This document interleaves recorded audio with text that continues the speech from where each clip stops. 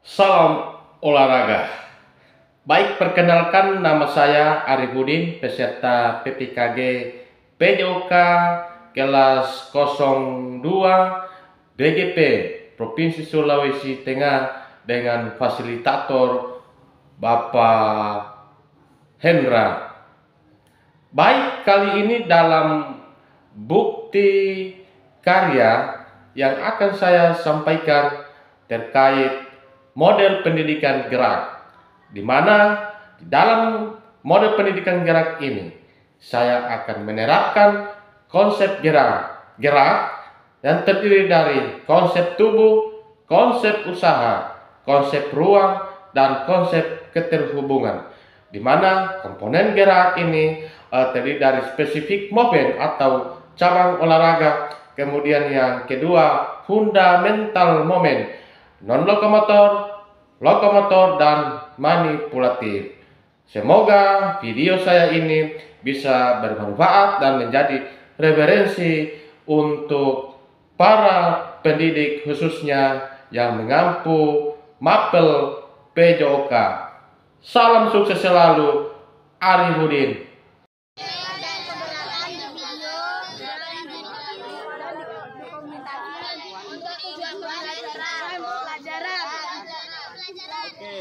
Pak Arif, yes. Komponen konsep gerak, konsep usaha, waktu yang berkaitan dengan kecepatan, lambat, akselerasi, kemudian daya, keras dan lembut, aliran, terikat bebas, fokus, langsung, tidak langsung. Selanjutnya yang keterkaitan dengan konsep pertumbuhan, orang, posisi, waktu, lingkungan, maksud. Selanjutnya konsep ruang, lokasi, arah, tingkat, jalur, perluasan, bidang. Selanjutnya untuk konsep tubuh sendiri, yaitu bagian tubuh, bentuk tubuh, aksi bagian tubuh, dan aksi seluruh tubuh. Dalam praktek saya kali ini, dalam pembelajaran tentunya saya sebagai guru PJOK melihat tahapan perkembangan peserta didik. Ini tentunya saya menyediakan sebuah rangkaian gerak tentang pengalaman gerak yang berkelanjutan melalui jenis gerakan pada proses pembelajaran. Komponen gerak sendiri tentunya merujuk pada gerak manusia yang paling dasar dan banyak dilakukan dalam kehidupan kita sehari-hari. Misalnya seperti jalan, lari, lompat, menolak, melempar, menangkap, membungkuk, membongkokkan. Banyak aktivitas gerak yang sering kita lakukan dalam kehidupan sehari-hari. Selanjutnya gerak dasar itu sendiri, dalam hal ini gerak fundamental, merupakan suatu gerak dan keterampilan dasar yang sifatnya fundamental karena merupakan kemampuan bawaan semua anak. Artinya tanpa harus dilatih secara khusus, peserta didik pasti akan menguasai gerak-gerak dasar ketika murid sudah sampai pada usianya. Tentunya ada sering kita melihat keterampilan gerak, di mana banyak sekali pertanyaan-pertanyaan yang kita sering dengarkan. Tentunya bukan lain adalah karena alasan gerak itu sendiri. Merujuk pada konsep gerak itu sendiri, bagaimana gerak dilihat dari pelaksanaannya yang melibatkan apa yang bergerak ini masuk dalam konsep tubuh. Ke arah mana gerak dilakukan, konsep ruang. Bagaimana gerak dilakukan, konsep usaha, serta dengan siapa atau memakai apa gerak dilakukan. Ini mengenai konsep keterhubungan.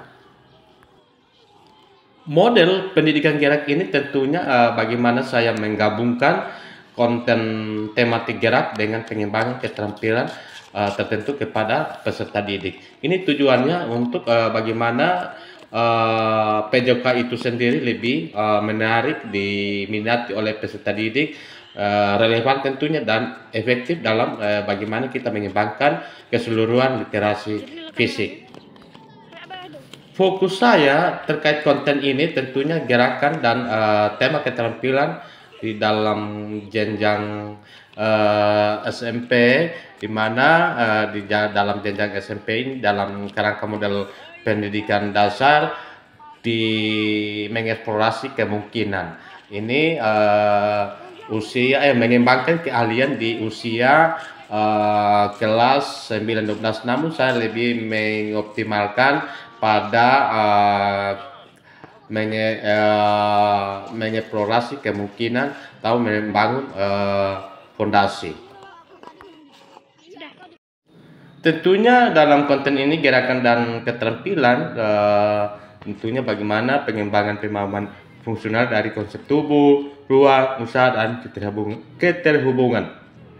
Pada tahap membangun fondasi, tentunya bagaimana murid bisa berkembang secara motorik, perceptual, sedangkan dasar-dasar kompetensi fisiknya termasuk mengoptimalkan pertumbuhan fisik dan perkembangan gerakannya. Seiring proses tumbuh kembang peserta didik, mereka diperkenalkan pada suatu tema keterampilan dan konten gerak yang tentunya lebih luas.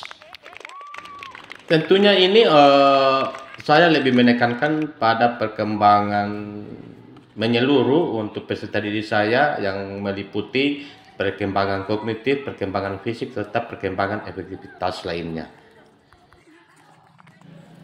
Selanjutnya saya menggarisbawahi berdasarkan materi yang saya terima di modul 2.3 tentang kelebihan dari pendidikan gerak ini. Pertama, murid memiliki kesempatan untuk mengembangkan ide gerakan.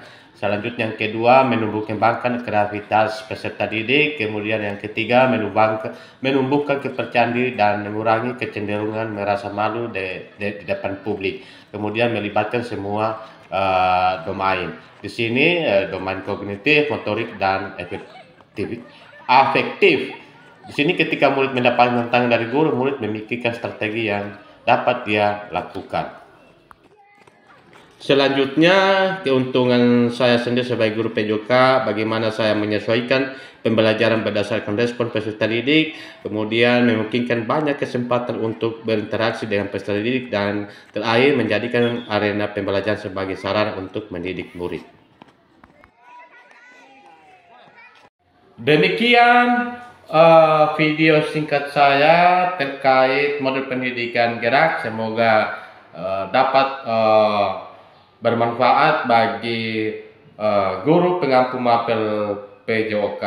Salam sukses dari saya, Arifudin, peserta PPKG PJOK untuk Sulawesi Tengah. Sulawesi Tengah, Pakaroso.